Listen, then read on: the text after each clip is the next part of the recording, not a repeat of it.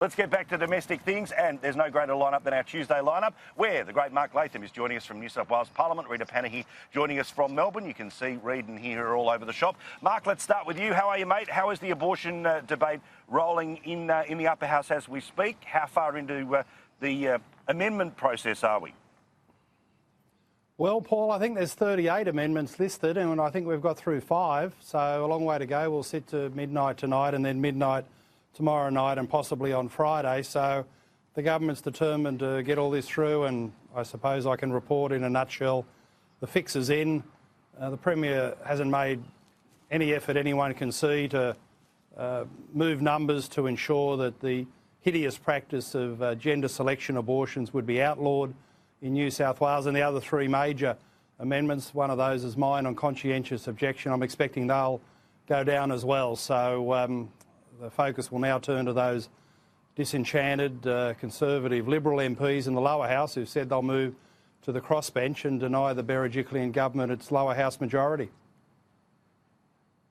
Well, in fact, let's use a look back at those very MPs. As you say, the fix being in, it's been a disgraceful process. That's what helped lead to the challenge that never was. It is such an unholy mess, and Gladys has survived this, but there's some fairly educated analysts whose opinions I trust in New South Wales who think that by this time next year she may not be leading the state or the party any longer. So I think this has damaged her long term. It's not going to be forgotten once this bill is done and dusted.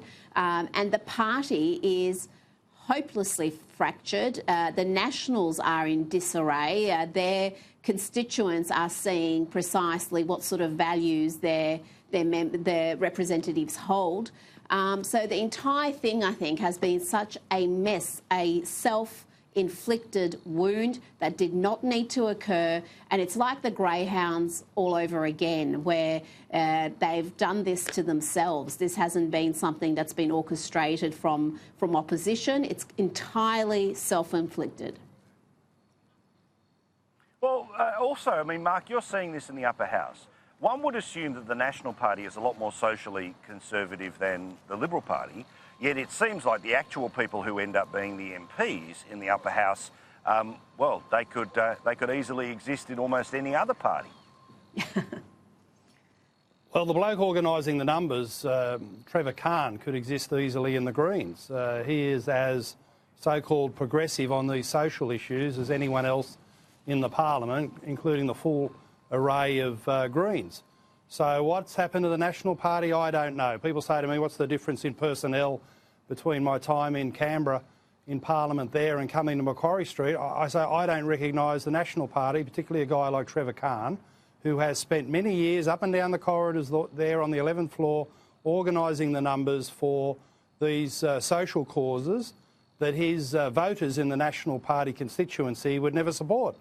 I mean, the National Party, courtesy of Khan, has been outed as no longer a socially conservative mainstream party in New South Wales. They're off there on a frolic, on issues, hand in hand with the Greens, and are doing enormous damage to their prospects. And if you want to know why the shooters are marching forward in New South Wales country seats, you've only got to look at someone like Trevor Khan and think, well, why would you vote National Party and get a Green guy doing things like this? And you've only got to listen to someone like Barnaby Joyce, who's obviously right in the mainstream of National Party thinking, and he looks at blokes like Khan and just shakes his head in disgust.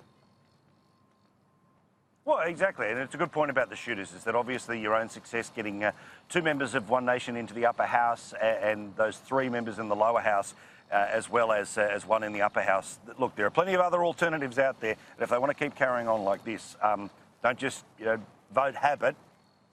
Vote for people who are actually going to follow through for 4 years, not people who just can I say, Paul, when I came here, when I came here, I thought, oh, the National Party's got a guy called Khan. He must be from the Genghis branch of the family. It turns out he's Sadiq Khan, like the Mayor of London. He's from the wrong branch of the Khan family. This bloke, he's as far left as you'll ever get.